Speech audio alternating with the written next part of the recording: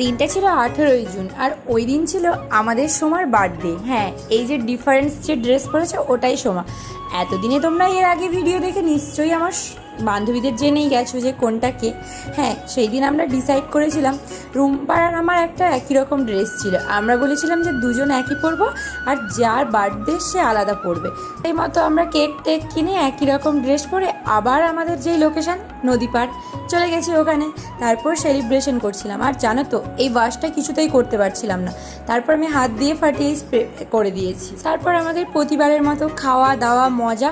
আর হ্যাঁ, এবারে আমরা ছবি ভিডিওর থেকে গল্প করেছি প্রচুর।